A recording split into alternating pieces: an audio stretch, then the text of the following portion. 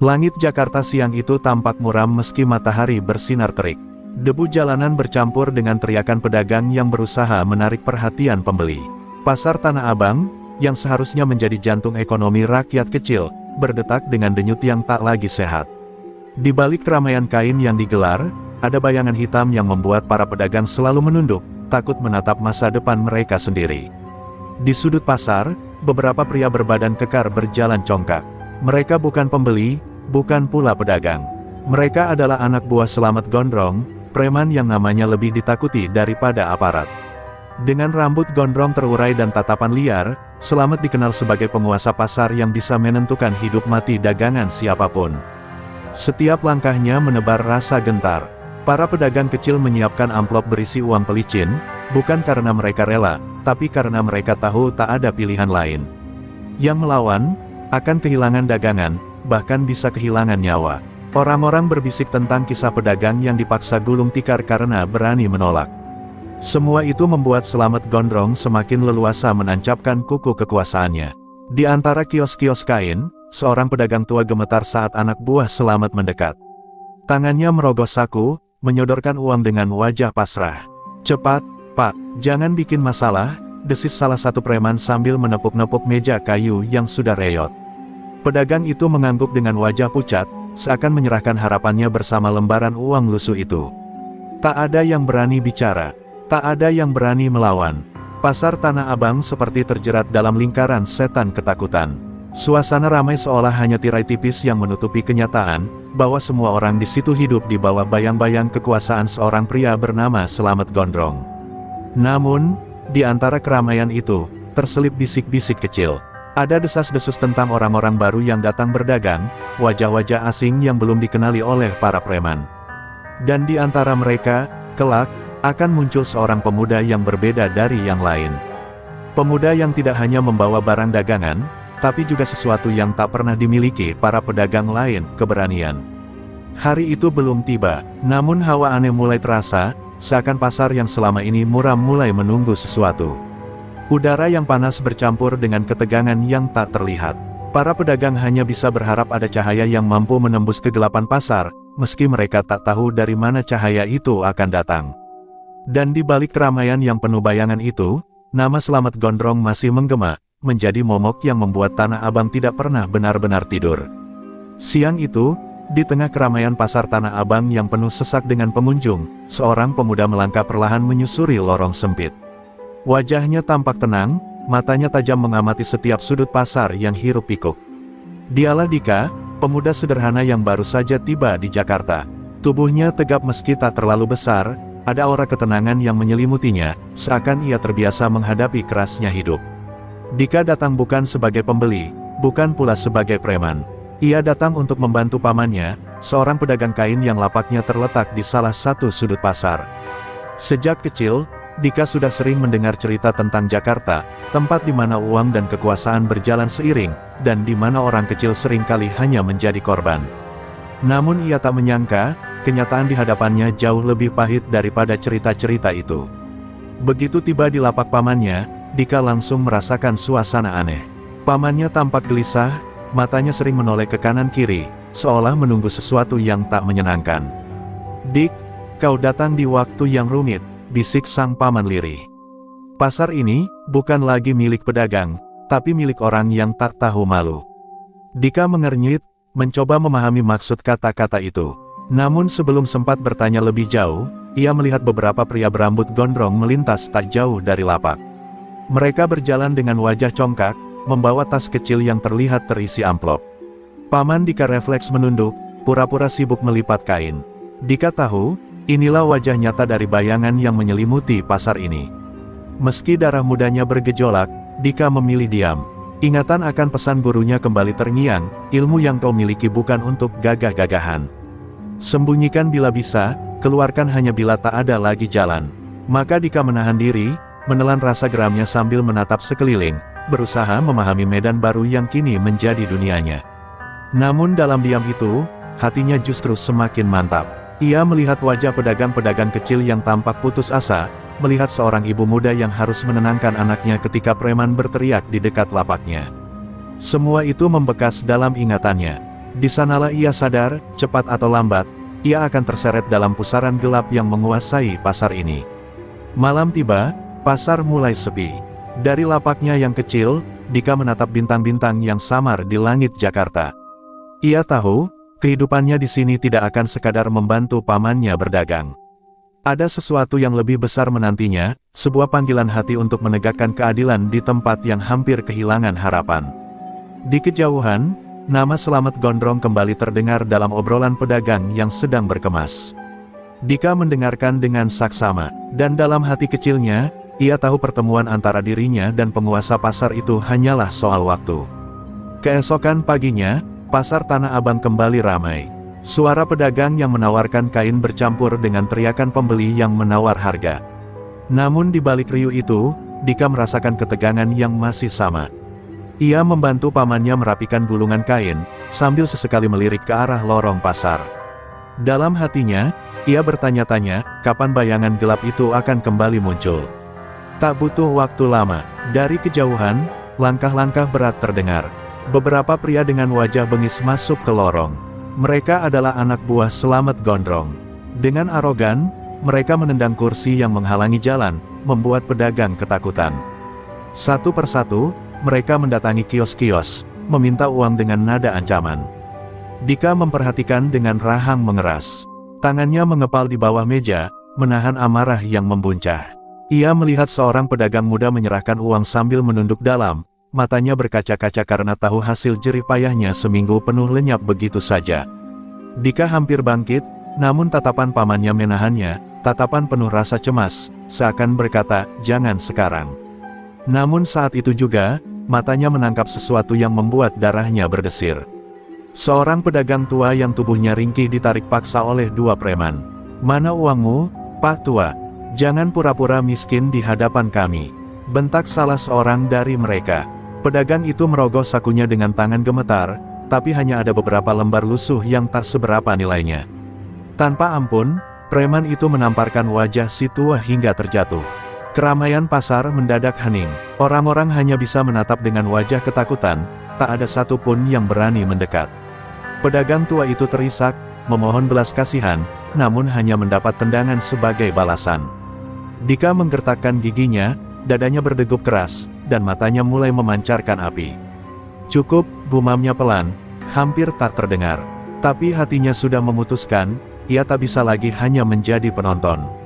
Pesan gurunya berputar di kepalanya, bela diri bukan untuk mencari musuh, tapi untuk melindungi mereka yang tak berdaya. Dan saat ini, di hadapannya, ketidakadilan begitu nyata, menamparkan nuraninya dengan kasar. Pamannya, yang menyadari gejolak keponakannya, meraih lengan Dika dengan wajah panik. Jangan, Dik, kau belum tahu siapa mereka. Tapi genggaman itu tak mampu menahan langkah Dika yang sudah melangkah maju. Dalam hati, Dika tahu, ini hanyalah awal dari badai besar. Namun ia lebih takut menjadi manusia yang membiarkan ketidakadilan berkuasa, daripada menghadapi risiko melawan sang penguasa pasar. Langkah Dika terdengar mantap ketika ia maju ke tengah kerumunan. Pasar yang tadinya riuh kini seolah membeku, hanya terdengar suara desahan napas orang-orang yang menahan ketakutan. Dua preman masih menendang pedagang tua yang meringkuk di lantai, tak menyadari ada sosok yang kini berdiri tegak di hadapan mereka. Berhenti, suara Dika terdengar datar, namun mengandung ketegasan yang membuat kedua preman itu spontan menoleh. Kerumunan terperangah, beberapa pedagang menutup mulut mereka, khawatir pemuda asing ini baru saja menandatangani surat mati untuk dirinya sendiri. Preman bertubuh kekar dengan tato di lengannya melangkah mendekat. Kau siapa? Berani sekali sok jadi pahlawan di sini, katanya sambil mendorong dada Dika dengan kasar. Dika bergeming, matanya menatap lurus tanpa gentar. Dalam dirinya, ada api yang semakin berkobar, api yang tak bisa lagi ia padamkan. Pamannya berusaha meraih bahunya dari belakang, suara bergetar penuh cemas. Dik, jangan ikut campur. Ini bukan urusan kita. Namun Dika hanya menoleh sebentar, memberi tatapan lembut seolah menenangkan, sebelum kembali memfokuskan matanya pada dua preman di depannya. Ingatan masa lalu kembali menghantam benaknya, kilasan hari-hari ketika ia ditempa oleh gurunya di kampung. Latihan keras hingga tubuh lebam, suara gurunya yang mengajarkan arti tanggung jawab seorang pendekar. Semua itu kini meletup menjadi kekuatan batin. Ilmu ini harus berguna, bukan untuk kesombongan, melainkan untuk melindungi. Kerumunan semakin tegang. Beberapa pedagang berbisik lirih, sebagian memalingkan wajah karena tak sanggup menyaksikan pemuda itu dianiaya. Mereka yakin, tak ada yang bisa melawan preman pasar, apalagi Slamet Gondrong dan anak buahnya. Namun di antara rasa takut itu, ada juga secercah harapan kecil yang mulai menyala, mungkinkah ada seseorang yang berani melawan. Dika menarik napas panjang, menunduk sebentar, lalu mengangkat wajahnya dengan tatapan setajam pisau. "Kalau kalian ingin uang," katanya dengan suara tenang namun penuh wibawa, "ambil dariku. Tapi jangan sentuh orang tua itu lagi." Kata-kata itu mengalun seperti tantangan yang tak bisa ditarik kembali. Dan seketika itu, api yang selama ini ia sembunyikan kini berkobar terang. Dika sadar, sejak detik ini, ia tak lagi bisa berjalan mundur. Pertemuannya dengan kekerasan pasar hanyalah awal dari jalan panjang yang akan menuntunnya berhadapan langsung dengan nama besar yang ditakuti semua orang, Slamet Gondrong.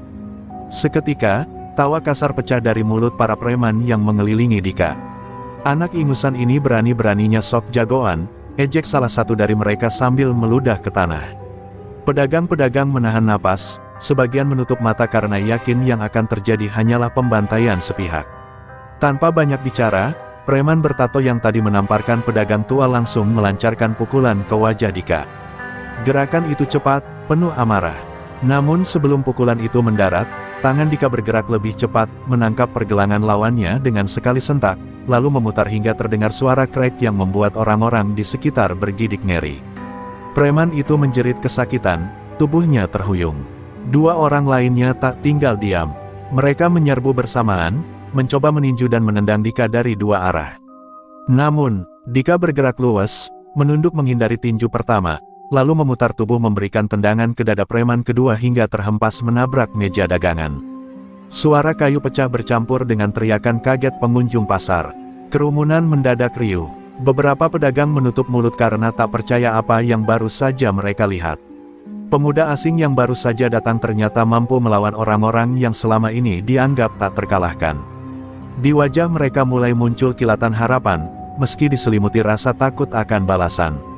Preman yang pertama bangkit kembali, kini dengan mata merah menyala. Ia mencabut pisau lipat dari saku celana, kilau logamnya membuat beberapa orang menjerit kecil. Namun Dika tetap berdiri tenang. Ketika sang preman menikam ke arahnya, Dika memutar tubuh dan menangkis pergelangan tangan itu, lalu menyikut keras hingga pisau terlepas, jatuh berdering ke lantai. Dengan satu pukulan telak ke rahang, preman itu ambruk tak bergerak. Hening sejenak menyelimuti lorong pasar. Anak buah Slamet Gondrong yang lain menatap Dika dengan wajah bimbang, antara ingin menyerang atau mundur. Mata Dika yang tajam membuat nyali mereka ciut, hingga akhirnya beberapa dari mereka memilih menarik tubuh temannya yang terluka dan berlari meninggalkan lokasi. Pedagang tua yang tadi dipukuli berusaha bangkit, wajahnya penuh air mata. "Terima kasih, Nak," suaranya bergetar, hampir terisak. Dika hanya menunduk singkat, mencoba meredam amarah yang masih bergejolak dalam dadanya.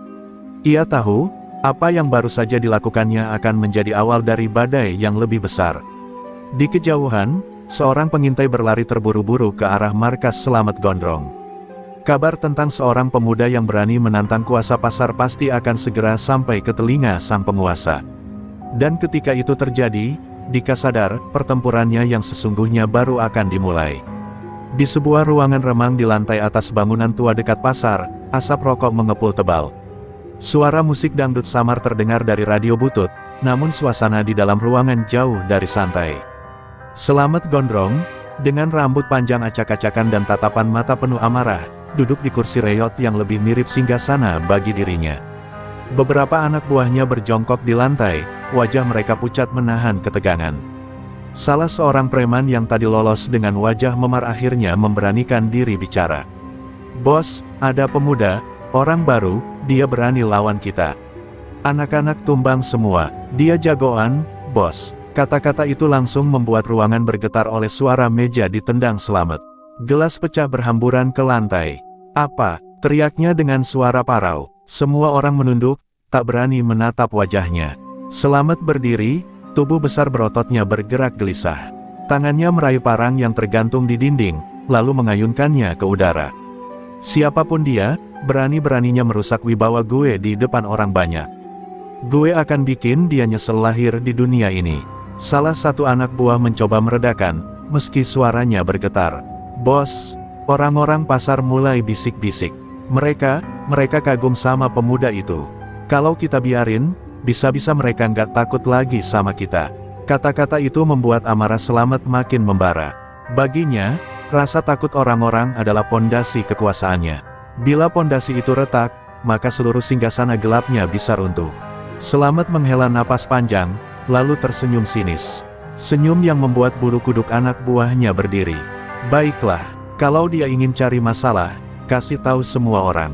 Gue tantang dia, biar semua pasar lihat siapa yang paling berkuasa di Tanah Abang. Gue akan remukkan tulangnya satu persatu. Anak buahnya saling pandang, ngeri sekaligus lega karena amarah bos mereka akhirnya menemukan sasaran. Mereka tahu, bila Selamat sudah turun tangan langsung, jarang ada orang yang bisa berdiri lagi. Nama Selamat Gondrong bukan hanya sekadar julukan, ia adalah legenda kelam di pasar itu, sosok yang sudah puluhan kali menumbangkan lawan-lawannya dengan brutal. Namun di balik tawa kerasnya yang menggema malam itu, ada bayangan kecil yang mulai mengganggu benaknya. Bagaimana bisa seorang pemuda asing membuat anak buahnya lari tunggang langgang? Pertanyaan itu ia simpan rapat, karena harga dirinya tak membiarkan rasa ragu muncul di depan pengikutnya. Malam itu, pasar Tanah Abang seakan menahan napas. Desas-desus tentang pertarungan antara penguasa pasar dan pemuda misterius bernama Dika mulai beredar dari mulut ke mulut. Dan di sebuah sudut kecil, Dika yang belum tahu kabar itu, masih duduk di samping pamannya, menatap malam dengan perasaan tenang, tak menyadari badai besar yang kini sedang menuju ke arahnya. Pagi itu, suasana pasar Tanah Abang berbeda dari biasanya. Pedagang yang biasanya sibuk menawarkan barang kini lebih banyak berbisik-bisik, menoleh ke arah jalan utama pasar. Kabar telah menyebar, Selamat Gondrong menantang pemuda yang berani melawan anak buahnya. Bisikan itu beredar cepat, seperti angin yang tak bisa dihentikan. Semua orang menunggu, dengan hati campur aduk antara takut dan penasaran. Dika, yang baru saja membantu pamannya membuka gulungan kain, segera merasakan keganjilan. Tatapan para pedagang seakan tertuju padanya. Beberapa bahkan menunduk, seolah merasa bersalah karena berharap pemuda itu bisa menyelamatkan mereka, padahal mereka tahu risikonya adalah kematian. Paman Dika terlihat pucat pasi. Dik, kau sudah dicari. Selamat, dia ingin menantangmu, di depan semua orang, ucapnya lirih. Belum sempat Dika menjawab, kerumunan di jalan utama mendadak terbelah. Suara langkah berat bergema, diiringi suara logam beradu dari cincin-cincin besar di jemari tangan. Selamat Gondrong muncul, tubuh besarnya menjulang, rambut gondrong terurai liar. Wajahnya penuh amarah bercampur senyum mengejek. Semua orang terdiam, hanya detak jantung mereka yang terdengar dalam dada masing-masing. Selamat berhenti tepat di depan lapak Paman Dika. Dengan suara lantang, ia berteriak, "Kau yang bernama Dika, ke depan. Jangan sembunyi di balik dagangan murahan. Kalau kau laki-laki, lawan aku di sini, di depan semua orang." Suaranya menggema, membuat udara seolah bergetar. Beberapa anak kecil menangis ketakutan, ditarik pergi oleh orang tuanya. Dika menatap pamannya yang hampir menangis karena cemas. Namun ia hanya tersenyum tipis, lalu menepuk bahu pamannya dengan lembut. "Paman, jangan takut. Aku tak bisa mundur. Kalau aku lari sekarang, maka pasar ini akan selamanya hidup dalam bayang-bayangnya." Dengan langkah mantap, Dika melangkah maju, menembus kerumunan yang otomatis memberi jalan. Tatapan mata bertemu, Selamat dengan sorot liar penuh kebencian, Dika dengan sorot tenang penuh tekad. Kontras itu membuat suasana semakin menegangkan. Pedagang dan pembeli berkumpul mengelilingi, membentuk lingkaran tak resmi. Lorong pasar yang biasanya hanya berisi transaksi kini berubah menjadi arena pertarungan. Selamat tertawa kasar, suaranya seperti raungan binatang. "Anak ingusan, aku akan bikin kau jadi contoh. Supaya semua orang tahu, tak ada yang bisa menyentuh kekuasaanku." Ia melangkah maju, menghentakkan kakinya, menantang tanpa ragu. Sementara itu, Dika menarik napas dalam, menenangkan diri. Ia tahu, pertarungan ini bukan hanya soal dirinya atau pamannya. Ini tentang harga diri seluruh pedagang, tentang harapan yang hampir padam. Dan di detik itu, ia berjanji pada dirinya sendiri, tak peduli betapa kuatnya Selamat Gondrong, ia tidak akan membiarkan ketidakadilan terus berkuasa. Kerumunan pasar menahan napas ketika Slamet Gondrong melangkah maju, kepalan tangannya sekeras batu. Dengan teriakan garang, ia langsung mengayunkan pukulan ke arah Dika, cepat dan brutal. Namun Dika yang sudah menyiapkan kuda-kuda hanya bergeser sedikit, membuat pukulan itu menghantam udara kosong. Dentuman keras terdengar saat tinju Slamet menghantam meja kayu di samping mereka, meja itu hancur berantakan. Orang-orang terperangah, menyadari betapa mengerikannya tenaga preman itu. Dika tak membuang kesempatan. Dengan gerakan luwes, ia menendang sisi tubuh Slamet, membuatnya mundur setengah langkah. Namun bukannya melemah, Slamet justru tertawa garang. Lumayan, tapi belum cukup buat jatuhin gue.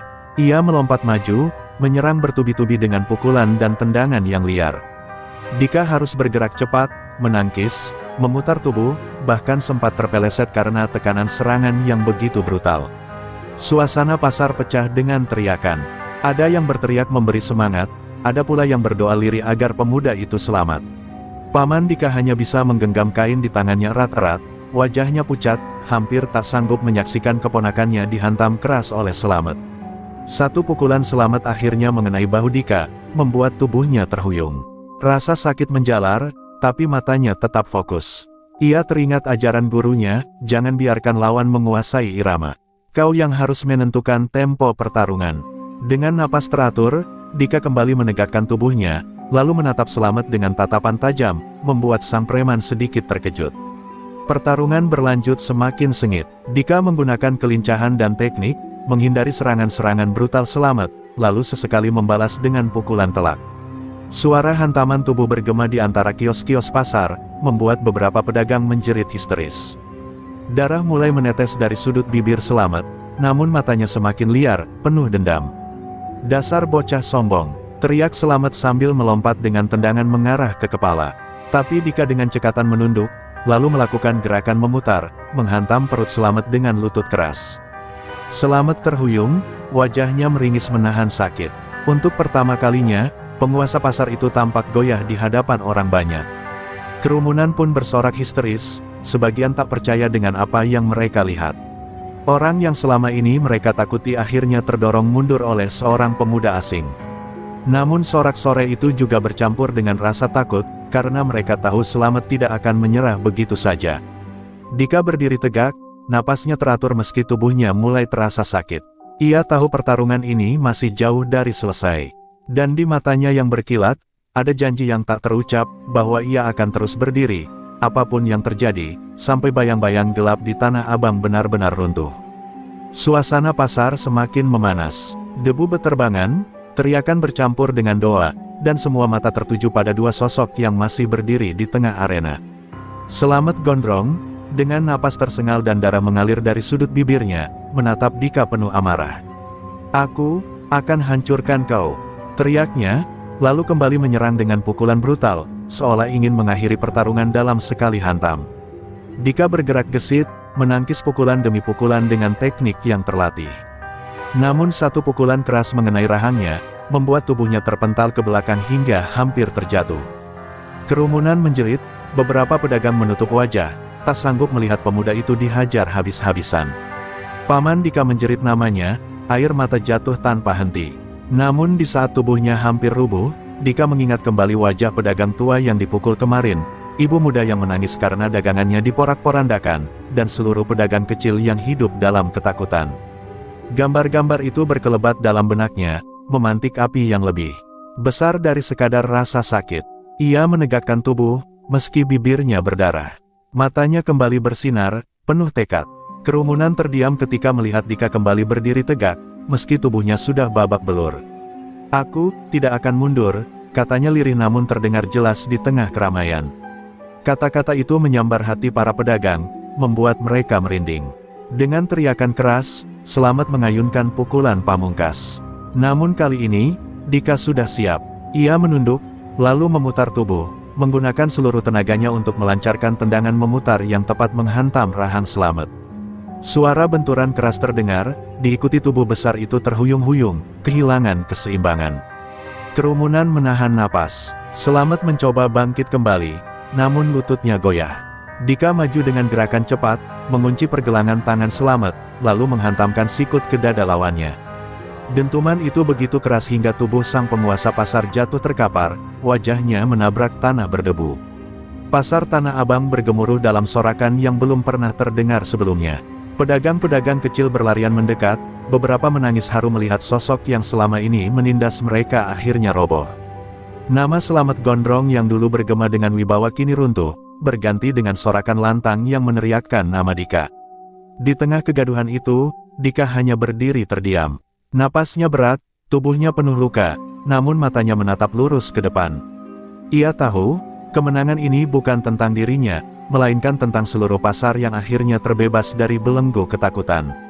Pasar Tanah Abang pagi itu tak lagi sama. Sorak-sorai kemenangan masih bergema, meski Selamat Gondrong sudah ditarik kabur oleh sisa anak buahnya yang tersisa. Sosok yang selama ini dianggap tak terkalahkan, kini tumbang di hadapan semua orang. Para pedagang kecil menangis bahagia, beberapa bahkan memeluk dagangannya sendiri seolah beban berat yang selama ini menghimpit dada mereka telah terangkat. Dika berdiri di tengah lingkaran manusia yang penuh rasa syukur. Tubuhnya penuh lebam, wajahnya berlumuran darah, namun sorot matanya tetap tegak. Ia tidak mengangkat tangan untuk dielu-elukan, tidak pula berteriak membanggakan diri.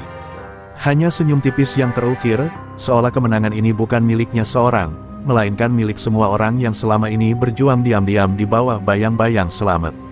Pamannya berlari menghampiri, memeluknya erat. "Kau gila, Dik, tapi kau menyelamatkan kami semua," bisiknya dengan suara bergetar. Dika hanya menggeleng pelan. "Aku hanya melakukan apa yang seharusnya.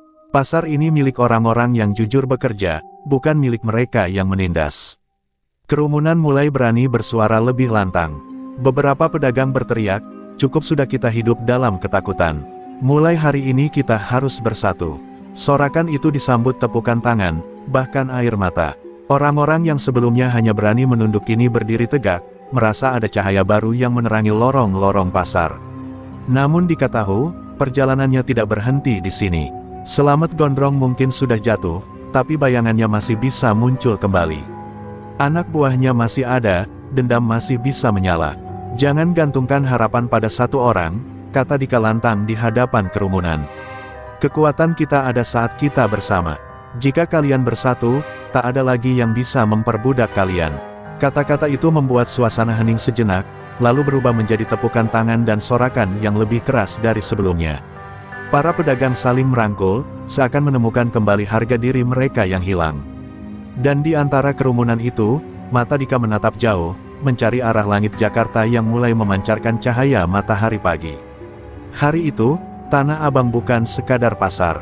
Ia menjadi saksi runtuhnya tirani dan lahirnya keberanian baru. Di tengah keriuhan, orang-orang mulai percaya bahwa tak ada kekuasaan gelap yang bisa bertahan selamanya bila ada yang berani melawan. Dan bagi Dika, pemuda sederhana yang datang hanya untuk membantu pamannya, langkahnya kini telah mengukir jejak yang lebih besar. Ia bukan sekadar pedagang, bukan pula sekadar petarung.